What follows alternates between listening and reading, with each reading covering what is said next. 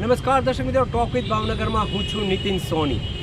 તાજેતરમાં સરકારે જીએસટીના સ્લેબમાં જે ફેરફારો કર્યા છે એના કારણે મધ્યમ વર્ગ છે એને ખુશીમાં જોવા મળી છે. બીજી બાજુ જે પ્રકારે કહી શકાય કે નાની જે ચીજ વસ્તુઓ છે, રોજિંદી વપરાશની ચીજ વસ્તુઓ છે, એમાં હવે કહી શકાય કે ભાવમાં છે એ ઘટાડો થશે. એના કારણે સામાન્ય પરિવારના લોકો માટે જે આ ખર્ચાળ જે વાત હતી એ હવે ઘટી જશે અને મોંઘવારીનું પ્રમાણ છે એ પણ ઘટી જશે એવી આશા વ્યક્ત કરવામાં આવી છે.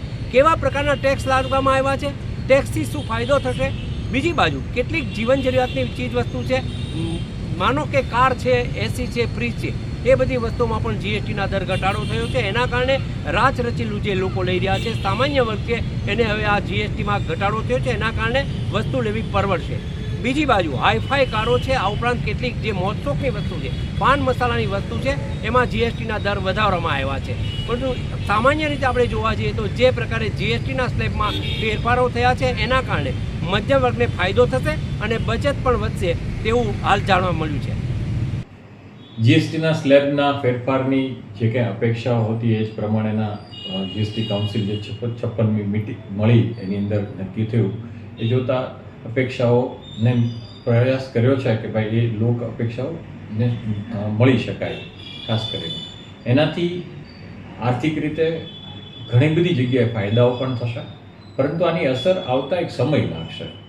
અત્યારે બધા વાત કરે છે કે તાત્કાલિક બધી વસ્તુઓ છે એનો ભાવનો ફેર પડી જશે, અને એવું ખરેખર બનશે કે કેમ એ સમય નક્કી કરશે.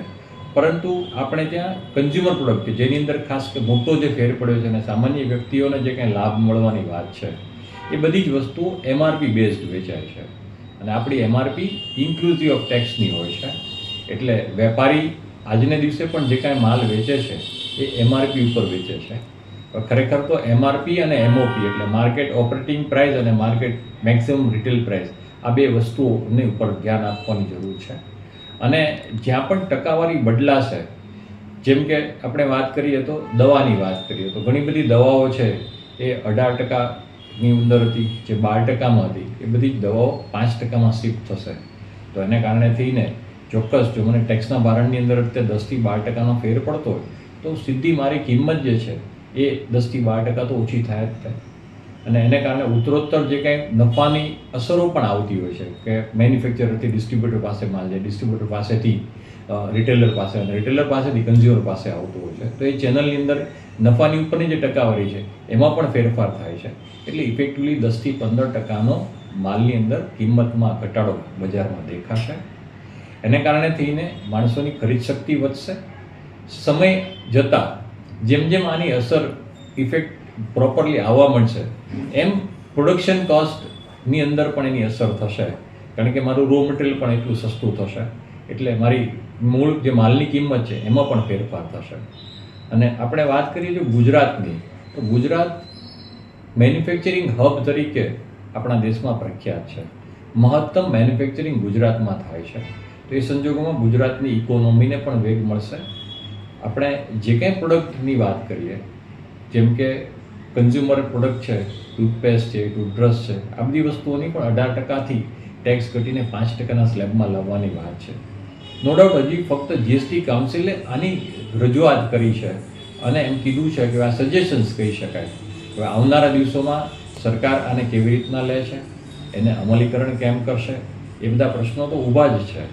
પણ આ પ્રશ્નોની સાથોસાથ એવું ચોક્કસ દેખાઈ રહ્યું છે કે જો આ 2%ના સ્લેબથી, 2 પ્રકારના જીએસટીના સ્લેબથી માળખું ગોઠવાય તો સરળીકરણ પણ થશે અને સાથોસાથ કિંમતમાં પણ ફેર પડશે.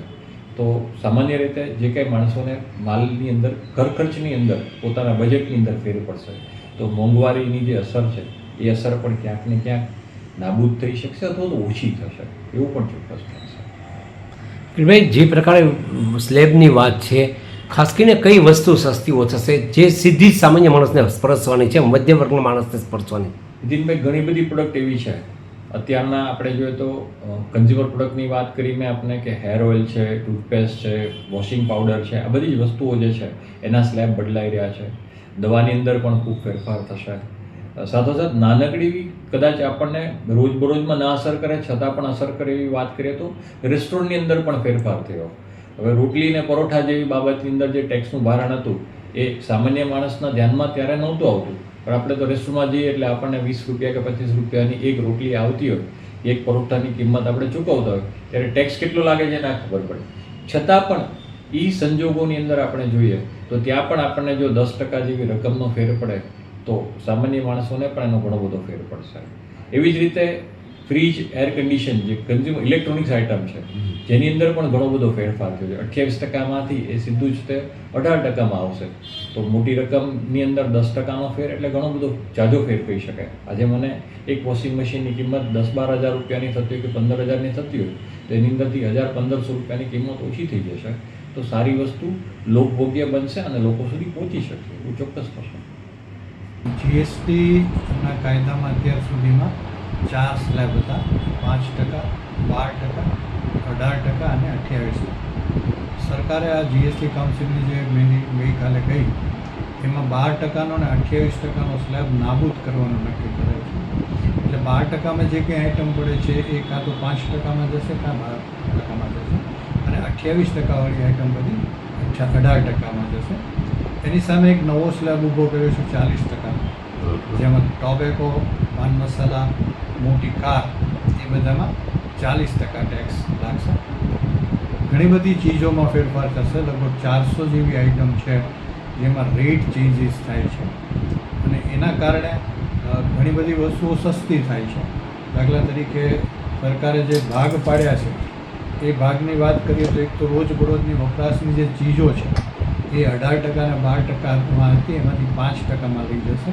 જેમાં બટર છે, ઘી છે, ચીઝ છે, પ્રી પેકેજ નમકીન છે, પછી હેર ઓઇલ છે, ટૂથબ્રશ છે, ટૂથપેસ્ટ છે, શેમ્પૂ છે, આ બધામાં ટેક્સ ઘટી જશે. અમુક 18માં છે, અમુક 12%માં છે, 5%માં જતા રહેશે. બીજો એને પોર્શન આવ્યો છે હેલ્થ કેર. હેલ્થ કેર એટલે વીમો, ઇન્સ્યોરન્સ, મેડિકલ હોય કે જનરલ ઇન્સ્યોરન્સ હોય, અને મેડિકલ સાધનો, થર્મોમીટર ને વગેરે જે કંઈ છે એમાં પણ એમને રેટ 18%માંથી ઘટાડીને 12%માંથી ઘટાડીને 5% કર્યો છે. એ પછી એજ્યુકેશનનો એક ત્રીજો પોર્શન આપ્યો છે કે જેમાં પેન્સિલ, નોટબુક, નકશા આ બધામાં 12% અને 5% હતા, એના બદલે એને કરમુક્ત કરેલું છે. ચોથું જે આપ્યું છે એ ખેડૂતનું આપ્યું છે. એ ખેડૂતોને જે ટ્રેક્ટરને એ વગેરે છે એમાં પણ રેટ ઓફ ટેક્સ ઘટાડ્યા છે, ટ્રેક્ટર્સમાં, ટાયર્સમાં. અને છઠ્ઠું જે એમણે આપ્યું છે ઓટોમોબાઈલ અને ઇલેક્ટ્રોનિક્સમાં. ઓટોમોબાઈલ લગભગ બધી જ કાર 28%માં જતી હતી પ્લસ સીસ, અને ઇલેક્ટ્રોનિક્સ જે એપ્લાયન્સીસ હતા, એસી હોય, ટીવી હોય, એ બધા પણ 28%માં જતા હતા. એ બધા જ 18%માં આવશે. એટલે બધી જે કંઈ ચીજો છે એ સસ્તી થશે. સરકારે એક શેષ દાખલ કરેલી હતી. શેષનું આયુષ્ય 31/3/2026 પૂરું થઈ જાય છે. એટલે શેષને કદાચ નાબૂદ કરી નાખવામાં આવશે. એટલે આ 40%વાળો સ્લેબ લાવવામાં આવ્યો છે, જેથી કરીને પાન મસાલા આવે કોઈ બધાને 40%માં લઈ જઈ શકે. કાર જે મોટી કાર છે એને પણ 40%માં લઈ જઈ શકે. એટલે આટલા 6 સેક્ટરની અંદર એમણે ચેન્જીસ કર્યા છે. સર્વિસીસ છે એમાં પણ રેટમાં એમણે ઘણા બધા ફેરફારો કર્યા છે. એ ઉપરાંત જે રેટ સિવાયના ફેરફારો છે એમાં રજિસ્ટ્રેશનની અત્યારે ખૂબ મોટી માથાકૂટ છે. આપણે છાપામાં વાંચતા હોઈએ છીએ કે ભાઈ રજિસ્ટ્રેશનની એપ્લિકેશન કર્યા પછી 15 દિવસ, મહિના સુધી રજિસ્ટ્રેશન આવતું નથી, અથવા તો રજિસ્ટ્રેશનની અરજી રદ થઈ જાય. સામાન્ય કિસ્સામાં 2 વખત 3 વખત રજિસ્ટ્રેશન કર્યા પછી અને એમના બધા જે કંઈ ક્વેરીઝ ઊભી થઈ આપ્યા પછી નંબર મળતા હોય છે. એટલે સરકારે આ કાઉન્સિલની મિટિંગમાં એવું કીધું છે કે જે નોન રિસ્કી બિઝનેસ છે, એટલે તરીકે આપણે અહીંયા ગણીએ તો લોખંડ જે રિસ્કી બિઝનેસમાં, પણ એક પ્રોવિઝન સ્ટોરવાળો છે જે નોન રિસ્કી બિઝનેસ છે, તો એને 3 વર્કિંગ ડેમાં રજિસ્ટ્રેશન નંબર આપી દેવામાં આવશે. એટલે ઇઝ ઓફ ડુઈંગ બિઝનેસ માટે આ એક બહુ સારી વાત છે. એવી જ રીતે જે રિફંડ છે એમાં પણ ખૂબ ટાઈમ લાગતો હોય છે અને એમાં પણ ખૂબ ક્વેરી ક્રિએટ થતી હોય છે. એમાં પણ સરકારે એવું આ કાઉન્સિલની બેઠકમાં નક્કી કર્યું છે કે પ્રોવિઝનલ ધોરણે રિફંડ આપી દીધું. ભલે ફાઇનલ રિફંડ આપવા જે કંઈ ચેક કરવાનું થાય, પ્રોવિઝનલ રિફંડ એટલે માનો કે 100 રૂપિયાની અરજી કરી તો 75 રૂપિયા એમને રિફંડની અરજી વખતે આપી દે, બાકીને ચકાસણી પછી થઈ શકે. એવી જ રીતે એક ઇન્વર્ટેડ સ્ટ્રક્ચર ડ્યુટી છે. એટલે દાખલા તરીકે તમારું રો મટીરિયલ 18% છે અને ફિનિશ ગુડ્સ 5% છે, તો 13% જે તમારી આઈટીસી છે એ જમા થયા કરે છે. અચ્છા. તો એના રિફંડની જોગવાઈ છે, પણ એ રિફંડમાં પણ ખૂબ વાર લાગે છે. એટલે એમાં પણ સરકારે એવું કીધું છે કે એ રિફંડ પણ અમે તાત્કાલિક મળે અને પ્રોવિઝનલ ધોરણે આપી શકાય એવું કરીશું.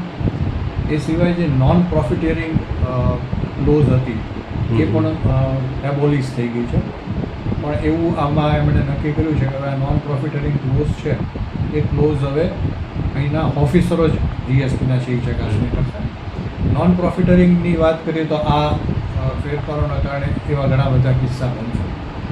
એક જ દાખલો આપણે લઈએ કે કાર, તો કાર જેમણે ખરીદીના સ્ટોકમાં છે, આજે બધા જ ઓટોમોબાઈલ ડીલર પાસે 40-50 કાર સ્ટોકમાં, એમણે 22મી આ સપ્ટેમ્બરથી પહેલી નવરાત્રિથી આ ફેરફાર લાવવા માગે છે મોદી સાહેબ.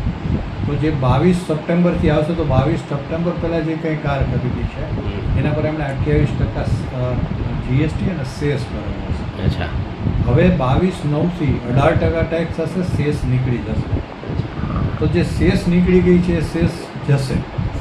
વેપારીની સેસ કોઈની સામે એડજસ્ટ કરી શકશે નહીં, કારણ કે સેસ ફક્ત સેસ સામે એડજસ્ટ થાય. અને 28% જે ટેક્સ ભરીને લાવ્યા છે એની સામે 18% જે છે એ ભરવાના થશે, એટલે 10% વધશે એની પાસે જમા. એનું કોઈ રિફંડની જોગવાઈ નથી. તો સરકારે આ કિસ્સાઓને ધ્યાનમાં રાખીને જ્યાં જ્યાં રેટ ઘટ્યા છે અથવા તો જ્યાં જ્યાં ટેક્સમાંથી ટેક્સ ફ્રીમાં લઈ ગયા છે ત્યાં જ્યાં ભરાયેલો ટેક્સ છે જે સરકારને ઓલરેડી મળી ગયો છે, જેણે વેચાણ કર્યું છે એની પાસે, તો એવું રિફંડ મળી શકે એવી કોઈ જોગવાઈ કરવી જોઈએ. એટલે આ એક સજેશન છે કે રિફંડની જોગવાઈ કરવી જોઈએ, અદરવાઇઝ કોસ્ટ ખૂબ ઊંચી જતી રહેશે. અને જે નોન પ્રોફિટેરિંગની વાત કરીએ છીએ તો અત્યારે થાય એવું કે મારી ખરીદી બધી જે છે 28% વાળી છે, અચ્છા. મારે 18%માં વેચવાની. વેચવાની છે. જનરલી કોસ્ટ ટુ કોસ્ટ જતી હોય, ભાઈ 100 રૂપિયાની ખરીદી 28નો ટેક્સ, તમારે 100 રૂપિયા પર 18% ચડાવીને કરવાનું છે. પણ મારે મારા પહેલાં 10% જતા નથી કરવા, તો હું 110 ઉપર 18% ચડાવીને આપીશ, એટલે કોસ્ટ વધારી દઈશ 100 ને 110 કરી. એવા કિસ્સાઓ બનશે મોટી આઇટમમાં. નાની નાની આઇટમમાં તો સમજાય. અને નાની આઇટમમાં જે બીજો પ્રોબ્લેમ ક્રિએટ થશે એ એમઆરપીનો થશે, કારણ કે બધી મોટાભાગની ચીજો એમઆરપીથી બચે ચાલે છે.